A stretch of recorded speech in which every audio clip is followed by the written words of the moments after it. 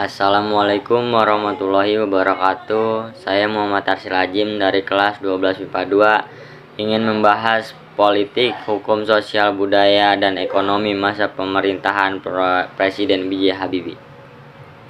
B.J. Habibie memerintah di era reformasi setelah menggantikan Soeharto yang telah menjabat sebagai presiden selama 32 tahun. Awal pemerintahan Presiden B.J. Habibie bisa dibilang sangat berat.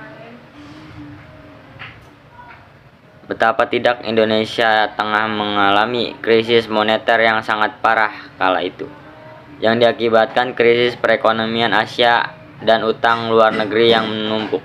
Krisis perekonomian ini tak hanya menyebabkan turunnya nilai rupiah, tetapi juga kebangkrutan teknis pada sektor industri dan manufaktur. Ini diperburuk dengan adanya kemarau panjang yang disebabkan oleh badai El Nino yang berdampak buruk pada sektor pertanian. Tak sampai di situ, kekacauan diperparah dengan adanya tragedi Mei 1098 yang menghancurkan pusat-pusat bisnis milik orang-orang Tionghoa yang diyakini pada saat itu manipulasi perekonomian. Larinya modal serta sulitnya produksi dan distribusi kegiatan ekonomi juga mengakibatkan tingkat inflasi yang tinggi. Hal ini membuat kalangan mahasiswa dan para pro-demokrasi menuntut pemerintah melakukan pemilu dan agenda reformasi yang telah diterapkan secara menyeluruh. Pemerintahan Presiden B.J. Habibie memang terbilang singkat.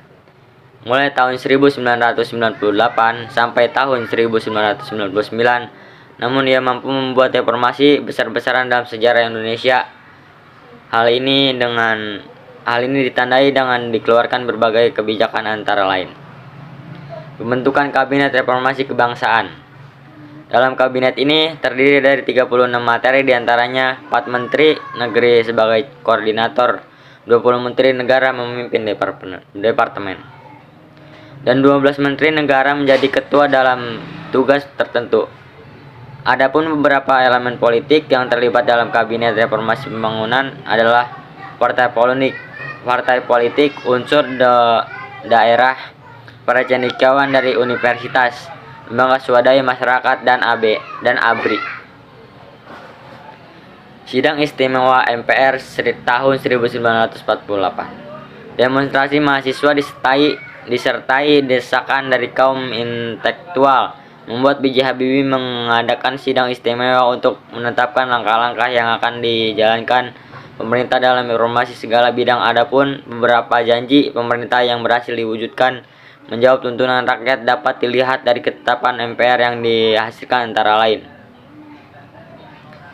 Amandemen UUD tahun 1945 tanpa melalui referendum, pencabutan keputusan P4 sebagai mata pelajaran wajib, membatasi masa jabatan presiden dan wakil presiden hingga 2 kali tugas dengan batas maksimal 5 tahun. Reformasi bidang politik. TAP MPR No. X atau MPR atau tahun 1998 telah menetapkan beberapa agenda reformasi di bidang politik, diantaranya adalah melakukan perubahan budaya politik yang telah dilakukan sebelumnya. Adapun strategi pemerintahan Presiden B.J. Habibie dalam melaksanakan perubahan aspek politik, yaitu bebas berpolitik. Dengan adanya kebijakan baru ini, sebanyak 80 partai politik telah dibentuk, namun hanya 48 partai yang berhak mengikuti pemilu. Dalam kebebasan berpolitik, pemerintah juga membebaskan mengeluarkan pendapat dan berserikat.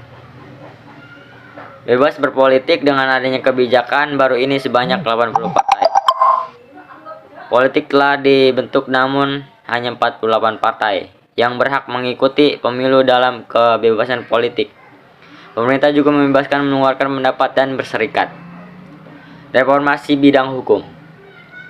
Masa pemerintahan Presiden B.J. Habibie sudah tercapai kegiatan legislatif yang sangat produktif dan telah dibuktikan dengan keberhasilan menyelesaikan 68 produk perundang-undangan dalam jangka waktu 16 bulan.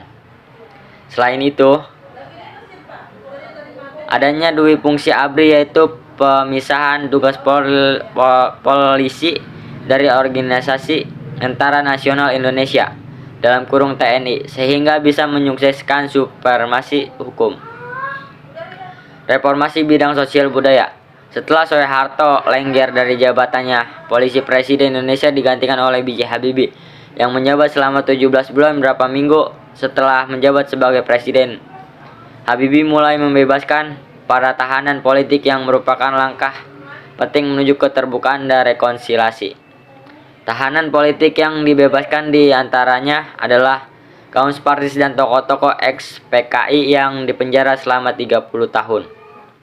Ketika Habibie menjabat sebagai Presiden Indonesia, ada 5 isu besar yang harus ia hadapi, yaitu masa depan reformasi, masa depan ABRI, yang ketiga masa depan daerah-daerah yang ingin melepaskan diri dari Indonesia, yang keempat masa depan Soeharto, keluarganya, kekayaan, dan kroninya, yang kelima masa depan perekonomian dan kesejahteraan rakyat. 17 kemudian, isu pertama mengalami perkembangan dengan baik, isu kedua mengarah kepada pengurangan peranan militer, isu ketiga adalah terselesaikan dalam konteks Timur-Timur dan tidak dalam konteks daerah lain. Sedangkan untuk isu keempat dan kelima belum dapat terpecahkan. Kekerasan sosial sendiri muncul akibat keputusan yang disebabkan krisis ekonomi, dan beberapa kekerasan lain muncul karena murni tindakan kejahatan. Kebanyakan kerusuhan yang merupakan kerusuhan antar tenis dan atau antar ragma. Salah satu kerusuhan antar ragma terjadi bulan Juni tahun 1998 di Purworejo, di mana kaum muslimin menyerang 5 gereja. Reformasi bidang ekonomi. Terkendali nilai rupiah dan penanggulan krisis merupakan 2 arah sasaran reformasi pada bidang ekonomi. Pemerintahan Presiden B.J. Habibie mampu membawa perekonomian Indonesia lebih baik, dibuktikan dengan adanya perekonomian laju inflasi dan persebaran kebutuhan pokok kembali berjalan dengan baik. Hal lainnya, nilai tukar rupiah mengalami penguatan secara signifikan sesuai TAP MPR nomor X MPR tahun 1998 untuk menanggulangi krisis di bidang sosial budaya yang disebabkan sebagai akibat dari krisis ekonomi. Pemerintah melaksanakan program jaring pengalaman sosial (JPS) yang bertujuan untuk pelayanan pada bidang kesehatan dan pendidikan yang akan membantu masyarakat memiliki perekonomian bawah dan situasi krisis. Sekian dari saya, kurang lebihnya mohon maaf. Wassalamualaikum warahmatullahi wabarakatuh.